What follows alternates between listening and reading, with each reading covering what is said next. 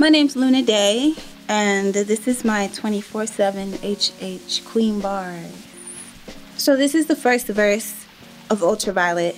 Goes like, I can't take you off my mind. Might mind taking off. Keep it cute, won't break you off. If we keep this up, might find our hearts in each other's hands in another land. Basically, is talking about, holding back a little bit when you meet somebody that you like and you're really feeling them, but you don't want to give them too much too soon. So you just kind of like, all right, I'm gonna keep it cute, peace, I'll see you later. Keep them wanting more, you feel me? Basically, personal story of somebody that I was liking on.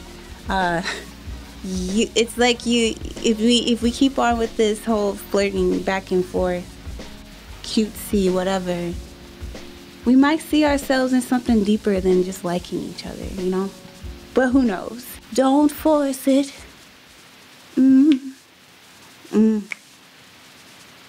Be gentle in the middle, pull it back. Don't force it. Yeah. Be gentle, give a little, run it back.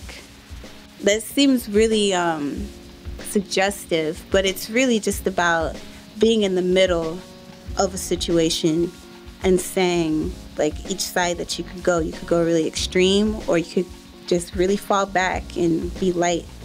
You could take it either way. You could be talking about how you like it, how you like someone to love on you. You want it rough, you want it soft, you want it gentle, not too much. Just pull back a little bit, Just keep coming back for more. It's the hook.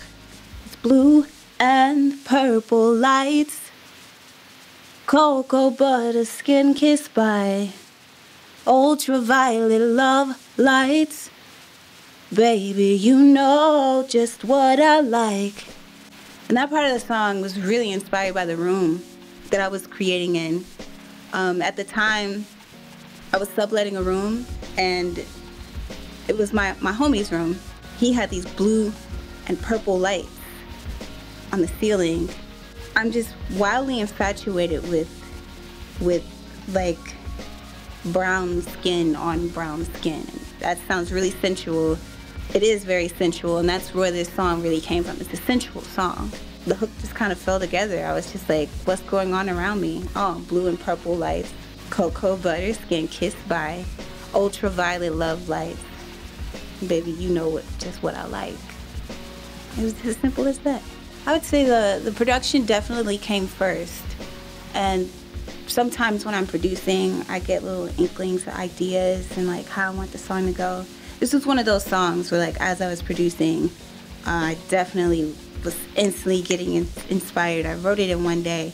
First thing that came to me, I was going through a bunch of samples that a homie had just given to me, and the sample was really dope because with the drums that were sampled, which you'll hear in the beginning of the song, is what like is driving the song. Dun, dun, dun. It's like a kick, but it had like a melodic air to it.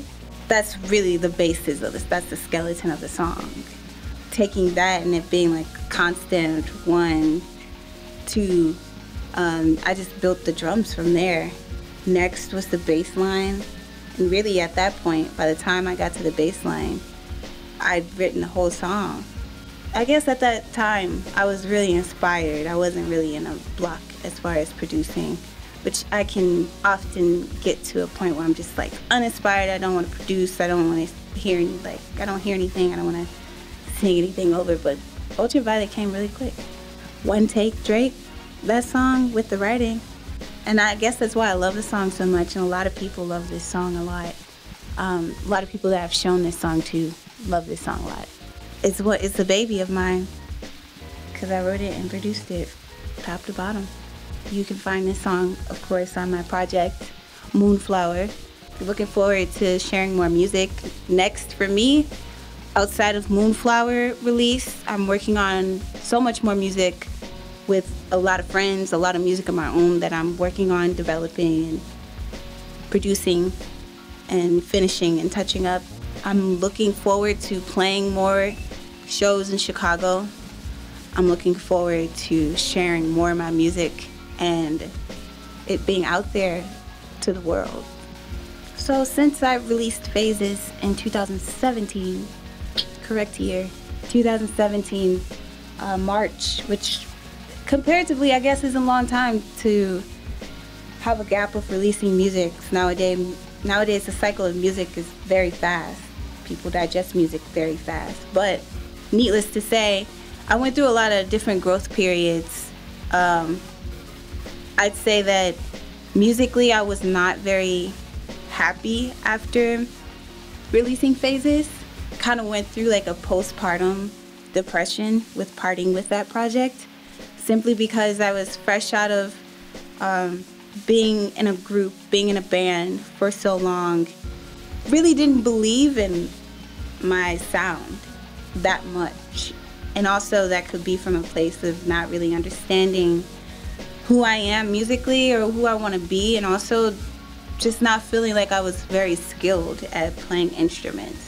So throughout that time, I guess I kind of went through a breakthrough at one point of producing, because I just kept producing and I kept writing, I kept playing guitar, I kept playing keys, and over time, I mean, of course, you're going to get better, you're going to grow, but it's hard to see that at first, first up close when you're producing a record or writing a song.